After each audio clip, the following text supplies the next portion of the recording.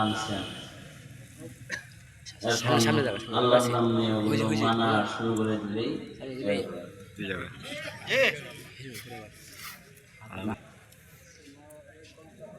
জানলেই তাকে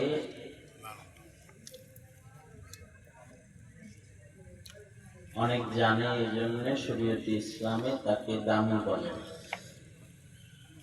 অনেক মানে ইসলাম তাকে দামি বলে।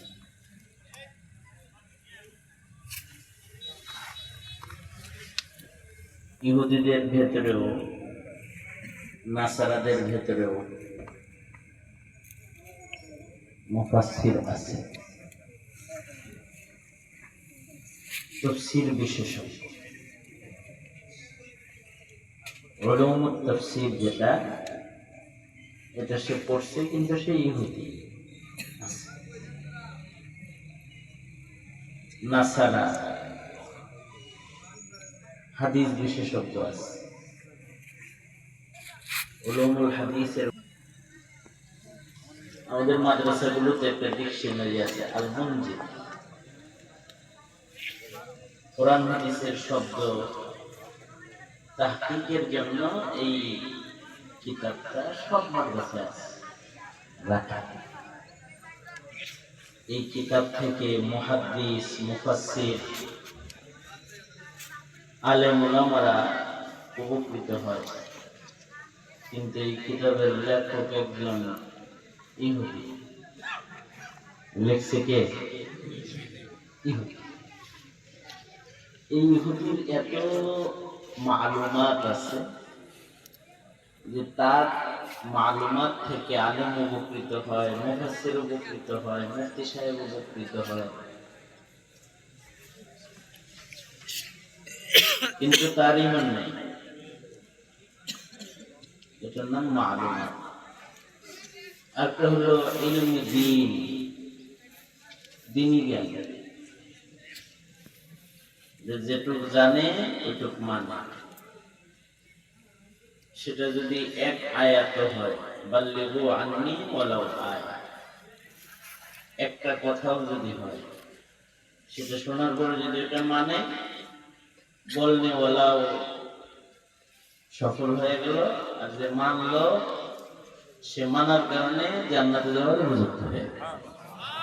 নবীজি ছোট্ট করে ওয়াজ করছে, লা তাগজাব, রাগ করো, রাগ কন্ট্রোল করো। সাহাবী চলে গেছে।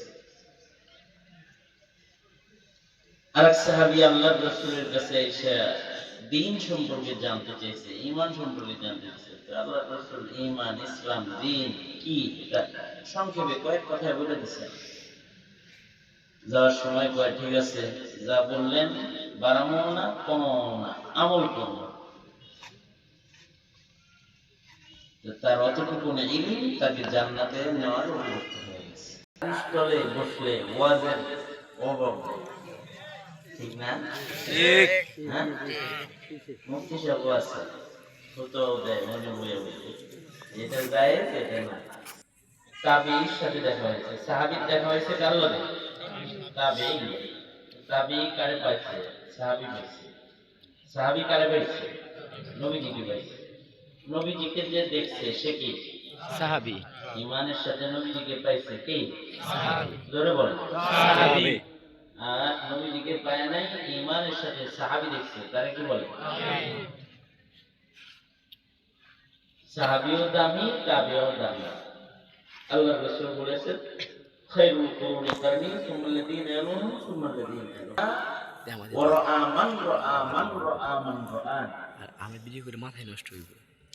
সাহাবীরা দামি, তাবিঈ দামি, তাবিঈরাও দামি। এটা আঙ্গায় না যা। তাবিঈ দেখছে সারবে এটা।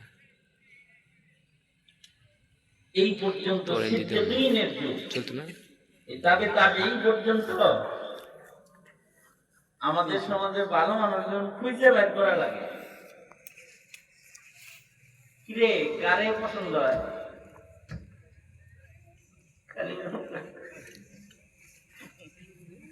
গ্রাম বুঝাই মানুষ আছে, একটারও পছন্দ হয় না। আসলেও তাই, পছন্দ না হওয়ারই কথা। কারণ আমাদের ইমানদারি পছন্দ হওয়ার মতো না। ঠিক না? নামাজ পড়ে তাকবীরে উল্লাহ, মাথায় পাগড়ি মাথায় দিয়ে ঘুরে, তসবিহ হাতে ঘুরে, ভোট দেয় যায় নৌকা। ঠিক, সব ঠিক আছে, সুদের টাকা হবে। এই তো আমি বলি কিছু ইমানদার যা আছে তা করে এই অবস্থা আর কি।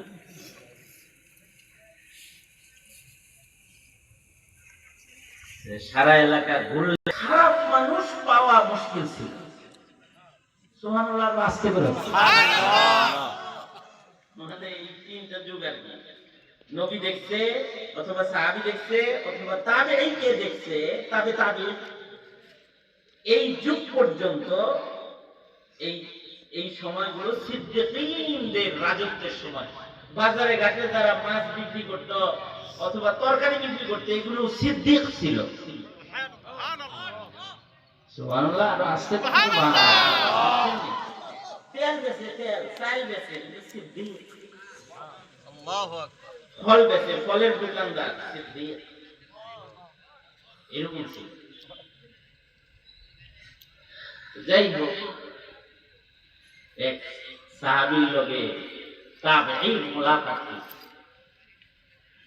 হয়েছে। পরে কয় কি, কয় আমার মন চাইছে আমি তোমাকে কিছু হাদিয়া দিই। কি দিব? তোমাকে কিছু হাদিয়া দিব, এটা নিয়ত করছেন।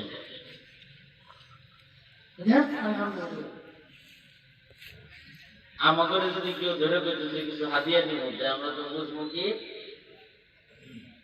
কিছু দিব, হয়তো টাকা, তাছাড়া ধন সম্পদ, কিছু না হলে একটা কলা।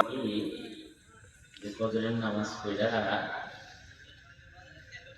সূর্য ওঠার আগে দরকার, আর মাগরিবের আগে সূর্য ডুবার আগে দরকার। একটা দোয়া যদি 10 বার পড়ো, 4টা গোলাম আযাদ করার সওয়াব আমলনামায় জমা হবে। নবীজির কাছ থেকে শুনছি, এই দোয়াটা তোমাকে গিফট করলাম। সুবহানাল্লাহ, লা ইলাহা ইল্লাল্লাহ ওয়াহদাহু লা শারীকা লাহু, 4টা গোলাম আযাদ করার সওয়াব। হাবিব ভাই খুশি হয়ে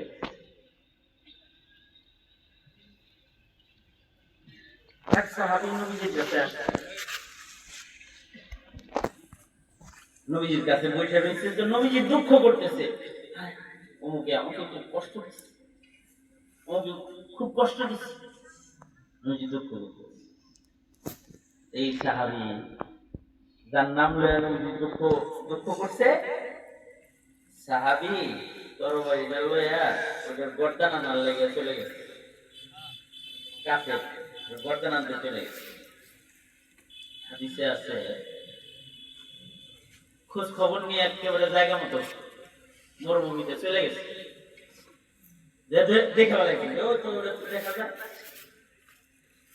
এখন ওর দিকে দেখেই যদি দৌড়ানি দেয়, তাহলে ও তো বুঝবো যে আমার ধরতে এসেছে, আর ওর হাতেও তরবারি আছে, ওর হাতেও তরবারি, তাহলে যুদ্ধ লেগে দিব। কৌশল অবলম্বন করবে, আস্তে আস্তে হাঁটে, ও হাঁটে, এও হাঁটে, ও হাঁটে। বাবু সলাতুত তালিব ওয়াল মাতলুব, এই শিরোনামে মুহাদ্দিসিনরা এই ঘটনা আনছেন। মানে আশ্চর্য এক নামাজ পড়ছে এই সাহাবী, আজব নামাজ। দুনিয়াতে এরকম নামাজ যদি আমাদের পড়া কোন আলী হুজুর দেখাইতো, তো আমরা সবাই মিলে তার মুরিদ হয়ে যেতাম। সাহাবী নামাজ পড়তেছে কেমনে? নামাজও পড়ে, হাঁটেও, রুকুও দেয়, সিজদাও দেয়, আবার হাঁটেও। কারণ শুধু নামাজ যদি পড়তে যায় তাইলে দুশমনটা পালায়া যাবে, আর যদি নামাজ বাদ দিয়ে দুশমন ধরতে যায় তাহলে ওক্ত শেষ হয়ে যায়, নামাজ কাজা হয়ে যাবে। সাহাবী দুশমনও ধরবো, নামাজও বাজাইবো, তো নামাজও পড়ে, হাঁটে, সিজদা দেয়, হাঁটে, রুকু দেয়, হাঁটে। যাইতে যাইতে নামাজ শেষ হয়েছে, ওর পর্যন্ত চলে গেছে, ওর ভেতরে নামাজ শেষ। ধরে পায়, বাহ তুমি তোর বাড়িটা তো খাই কতদিন চমৎকার দারুণ, দেখি তো টাকা দিয়ে কিনছি না বেটা, ভালো হইব না, দেখ দিছে এমনি চিক চিক করতেছে রে, ধার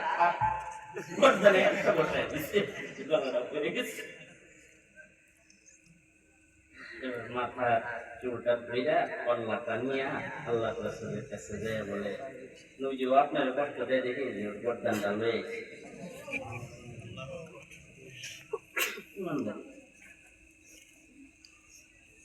আল্লাহ রাসূল সাল্লাল্লাহু আলাইহি ওয়াসাল্লাম বললেন, সাহাবী আমি খুশি হয়ে গেছি, তুমি যে আমার দুশমনকে হত্যা করেছো, খুশি হয়ে গেছি। ও আমার দুশমন না, আমার দুশমন মানে হলো ইসলামের দুশমন, ইসলামের দুশমন মানে হলো আল্লাহর দুশমন। আল্লাহর দুশমন ইসলামের দুশমনের সাথে কোনো দোস্তি নেই।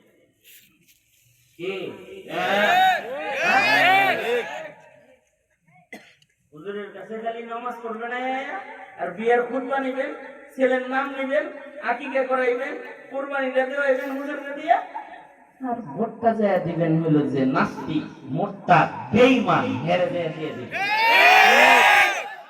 ঠিক বলে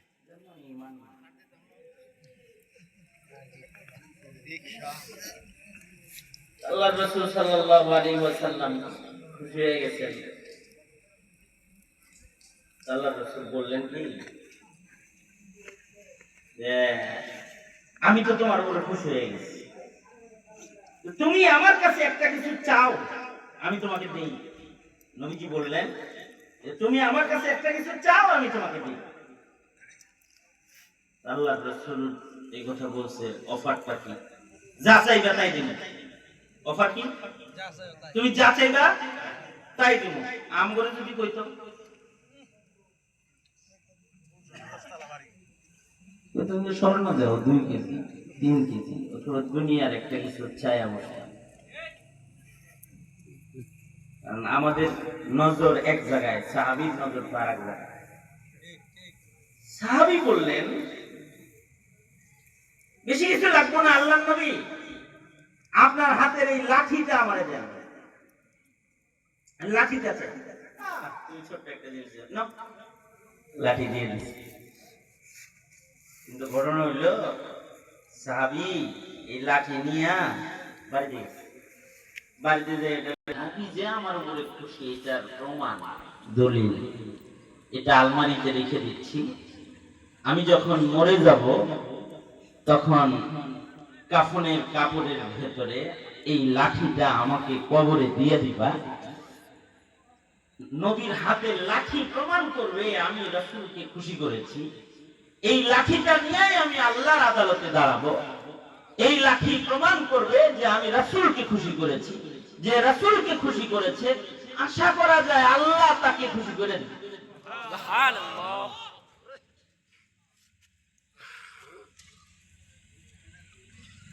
মানে তাদের নজর হলো একেবারে কবর হাসর ওই দিকে, আমাদের নজর হলো। আরেক সাহাবী আসছে, এই শেষ কথা, আরেক সাহাবী আসছে নবীজির কাছে, আয়েশা বললেন নবীজিরে খুশি করছে কোনোভাবে। নবীজি বললেন আমি তোমার উপরে খুশি, তুমি যা চাও তাই দিব তোমাকে, চাও আমার কাছে একটা কিছু চাও। এই সাহাবী আবার লাঠি মাটি চায় না, সরাসরি নবীজিকে চাইছে। সাহাবী বলতেছে যেহেতু আমি যা চাই তাই দিবেন, তো রিফাকাতুকা ফিল জান্নাহ, আমি আপনার সাথে আল্লাহর জান্নাতে থাকতে চাই। আল্লাহর রাসূল বললেন অনেক বেশি বড় জিনিস চাই হয়েছে, আর একটু ছোট চাও। আমি নবী, আমার সাথে জান্নাতি রিফাকাত চাও, তুমি উম্মত আর আমি নবী, আর আমার জান্নাতি রিফাকাতটা তুমি চাও, এটা তো বেশি বড় হয়ে গেছে, আরেকটু ছোট করে গেছে। সাহাবী বলল, এই এত শত বুঝি না, যা চাইছি এটাই, দিলে দিবেন, না দিলে না। এটাই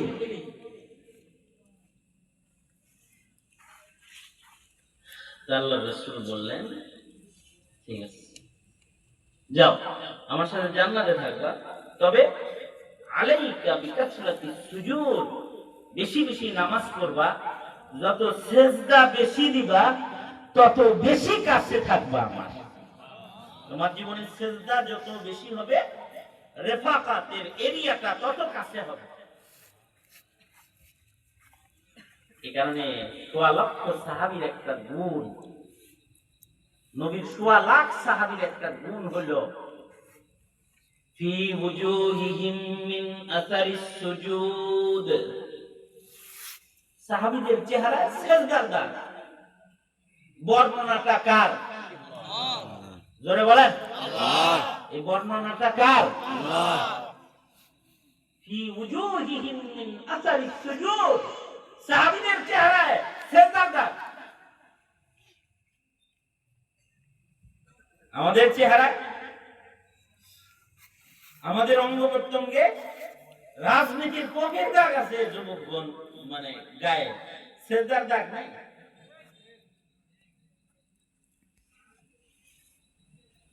আখিরাত চাই করবা, আখিরাত দিনের ভিতরে লাগবে, আখিরাত ফিকরে আখিরাত চাওয়া হবে বান্দার আল্লাহর কাছে দুনিয়ার হায়াতে, আখিরাত।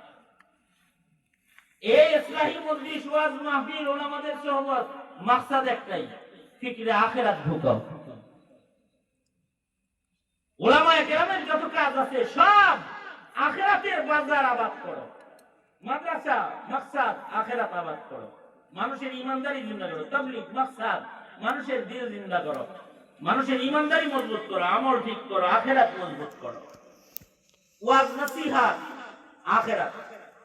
এমনকি কোন আলেম যদি সিয়াসত রাজনীতি করে, তার রাজনীতির উদ্দেশ্য ভারতকে খুশি করা হয় না, আমেরিকাকে খুশি করা হয় না, তার রাজনীতির উদ্দেশ্য হয় আল্লাহকে খুশি করা।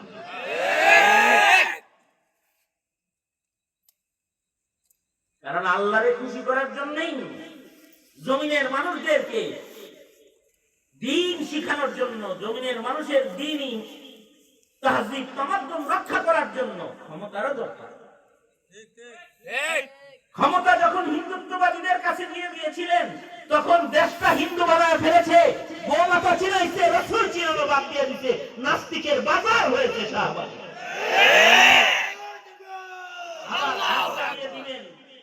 খ্রিস্টানদের কাছে, আমেরিকার কাছে দিয়ে দিবেন, দেখবেন দেশটা খ্রিস্টানদের বাজার বানায়।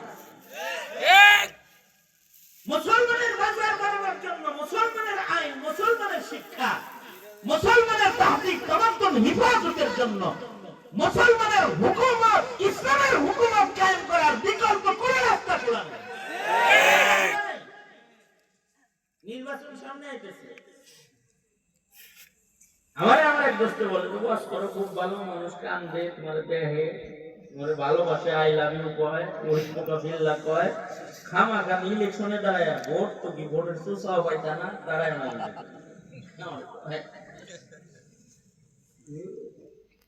তুমি ইলেকশনের ব্যাপারে এরকম কি জানতে কেন? আমি কাছে থেকে ইলেকশন করছি,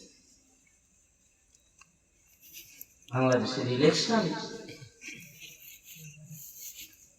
বাংলাদেশের ভোট এখন বিজলি হয়, বিজলি হয়, কয় টাকা খরচ করবা, বিড়ি দিয়ে ভোট লয়ে দেবো গা। দেশের মানুষ ইমান বুঝে না, সিগারেটের প্যাকেট থাকলে দামি, ভোটটা থাক, কয় টাকা দেন, ফিরে নাম্বা।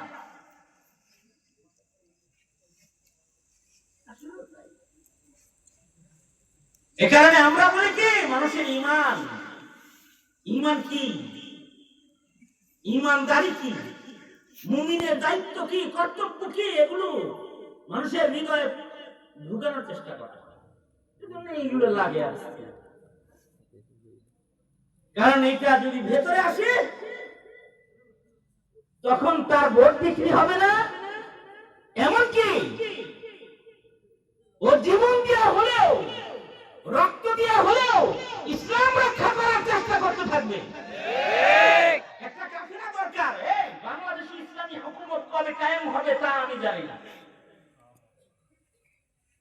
অথবা এই দেশের রাষ্ট্র কখন ইসলামের উপরে রাষ্ট্র পরিচালিত কবে হবে তা আমার জানা নাই।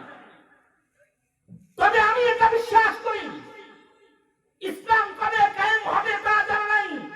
তবে আমি এটা বিশ্বাস করি, জমিনে যদি ইসলামী সিয়াসত, ইসলামী তাহজিব তামাদ্দুন, সার্বিক দিন হিফাজত করার জন্য যদি জান বা রক্ত দেওয়ার একটা কাফেলা তৈরি থাকে, তাহলে রক্তের বন্য হয়ে গেলেও ইসলাম দেশ থেকে যাবে না। এটা আমি বিশ্বাস করি। এ কারণে সংসদের চেয়ার দখল করতে পারো আর নাই করো, একদল কর্মী তৈরি হয়ে যাও। তোমাদের সংসদে যাওয়ার দরকার নাই, তোমরা হামজালা হবে, তোমরা হামজা হবে। তোমাদের রক্তের উপর ইসলামের বটবৃক্ষ দাঁড়াবে, তোমাদের রক্তের উপরে। এই কাফেলার দরকার। এটা যদি না হয়, তবে দেশ মুসলমানের ওই বুজুর্গের দেশ, কিন্তু দিন হারিয়ে যাবে। মসজিদ মাদ্রাসাগুলো বাকি থাকবে, কিন্তু মুসলমানিত্ব দাফন হয়ে যাবে। সুতরাং ওই কাফেলা গঠনের মিছিলে যোগদান করার আহ্বান জানাই। তৈয়ার আছেন ইনশাআল্লাহ? আলহামদুলিল্লাহি রাব্বিল আলামিন, والصلاة والسلام على سيد الأنبياء والمرسلين محمد وعلى آله وأصحابه أجمعين। রব্বুল আলামিন, রাত একটা বেজে গেছে, তোমার বান্দারা বসে আছে। উলামায়ে দ্বীন কথা বলেছেন, নসিহত হয়েছে, তোমার বান্দাদেরকে সাথে লইয়া দুইটা হাত বাড়ায় ধরেছে। রব্বুল আলামিন, জিন্দেগীর যত গুনাহ খাতা করেছি সব গুনাহের জন্য তোমার কাছে মাপ চাইছি। ওগো আল্লাহ, মেহেরবানি করে আমাদের জিন্দেগীর সব গুনাহ তুমি মাফ করে দাও।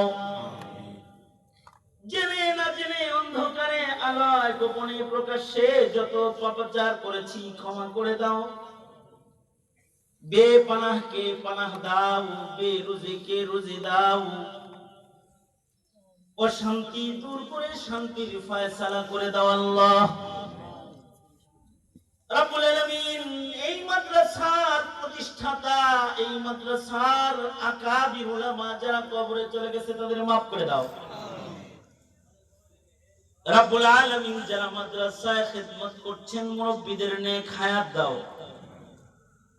ইয়া আল্লাহ, এলাকার সকল উলামায়ে দ্বীনকে কবুল মঞ্জুর করে নাও। উলামায়ে দ্বীনদের কিয়াদত প্রতিষ্ঠা করে দাও। জমিনে দ্বীন হিফাজতের জন্য উলামায়ে দ্বীনদের কিয়াদতকে তুমি প্রতিষ্ঠা করে দাও আল্লাহ। রব্বুল আলামিন, অত্র এলাকায় সুন্নতের হাওয়া চালু করে দাও।